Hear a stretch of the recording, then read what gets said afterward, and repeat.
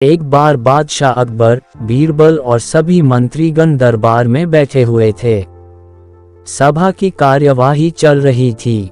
एक एक करके राज्य के लोग अपनी समस्याएं लेकर दरबार में आ रहे थे। इसी बीच वहां एक व्यक्ति दरबार में पहुंचा। उसके हाथ में एक मर्तबान था।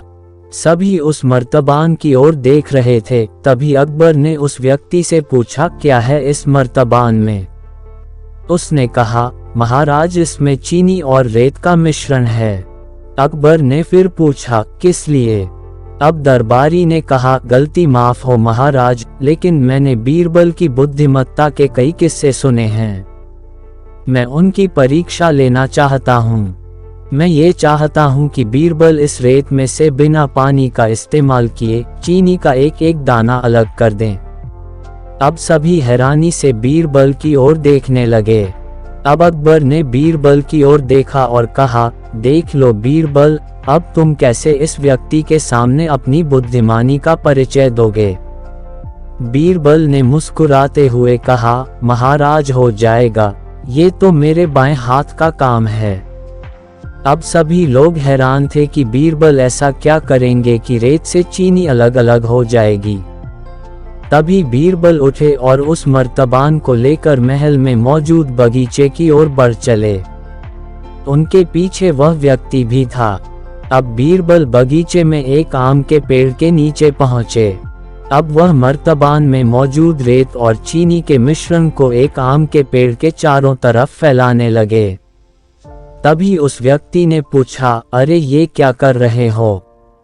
इस पर बीरबल ने कहा, ये आपको कल पता चलेगा। इसके बाद दोनों महल में वापस आ गए। अब सभी को कल सुबह का इंतजार था। अगली सुबह जब दरबार लगा तो अकबर और सारे मंत्री एक साथ बगीचे में पहुंचे। साथ में बीरबल और रेत व चीनी का मिश्रण लाने वाला व्यक्ति भी था। सभी आम के पेड़ के पास पहुंच गए। सभी ने देखा कि अब वहां सिर्फ रेत पड़ी हुई है। दरअसल रेत में मौजूद चीनी को चींटियों ने निकालकर अपने बिल में इकट्ठा कर लिया था और बची खुची चीनी को कुछ चींटियां उठाकर अपने बिल में ले जा रही थीं। इस पर उस व्यक्ति ने पूछा, चीनी कहाँ गई? तो बीरबल ने कहा, रेत से चीनी अलग हो गई है। सभी जोर जोर से हंसने लगे।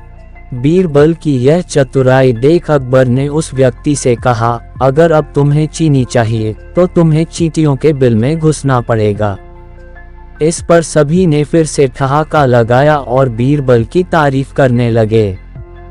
कहानी से सीख, किसी को नीचा दिखाने का प्रयास आपके लिए हानिकारक हो सकता है।